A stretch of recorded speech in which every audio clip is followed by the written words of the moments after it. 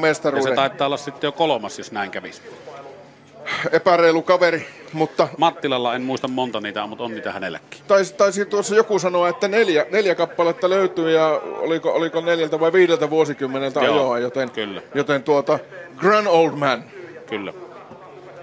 Ja tässä kohtaa, siitä liikkeelle kauniisti. Mattila kiihtyy hyvin. Kyllä, Mattila menee kärkeen. Ihan kädessä. Ja siinä on nyt Perälä ottaa iskun Viimanin kanssa. Ja siinä menee sitten 5-2. Se on Joni Viiman, joka pyöräyttää ekan mutkaa auton katolle. Se on hiekka-alueella kärjessä. Painaa Pekka Palm. Pekka Palmin perässä sitten vastaavasti työntää. Matikainen on kädessä. Onko Matikainen on kädessä? Kiitos kun korjasit. Perällä toisena, J.P. Mattila 3. Ja Mattila 3. Kiitos kun korjasit heti tuohon kärkeen. Elikkä Matikainen kärjessä, Perälä ja nyt irtoaa tämä kaksikko. Kato. Kyllä lähti. Kyllä, se on tämä ja taas otti Aatu niin sisältä, että tuota ei anna Perällä toista kertaa tehdä, että nuin sisältä tempaset, että lähtöä 2 pyörälle. Mutta on tiukka ja nämä erottuu kyllä selvästi. Ja nyt on tupla liput, joten vauhtia pitää hienosti ottaa pois. Aatu ja Perällä kyllä vauhtia Kyllä, pois. Sanoisin, että he otti paljon nätimmin pois kuin loppukopla tuolla, mutta nyt näyttää kyllä siltä. Nyt näyttää kuule siltä, Vesku, että kyllä Aatu Matikainen on ottamassa SM-kultaa.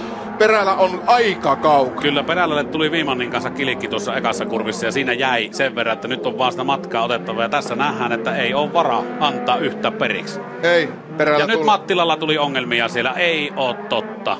Kyllä.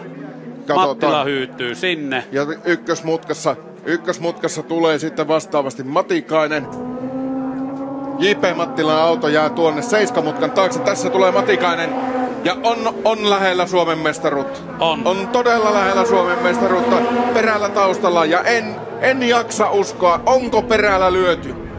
Tullaan tuonne, kun mitä vaan voi tapahtua. Se ei ole kuin yksi väärä kipinä ja homma loppu siihen. Kyllä nyt on tekniikan pelissä on tässä, mutta totta kai virheitä voi sattua, mutta rautaisia kavereita on kädessä. Ja Matikainen kuljettaa. Kyllä uskon, että itse Makkara Matikainen isä kahtoo kyllä sormet suussa tällä hetkellä. Ja minä voin miettiä vaan minkälainen huuto siellä alkaa olla kohta olla niissä muistoissa, kun eräs Kinnunen heittää ja isä Kinnunen katsoo.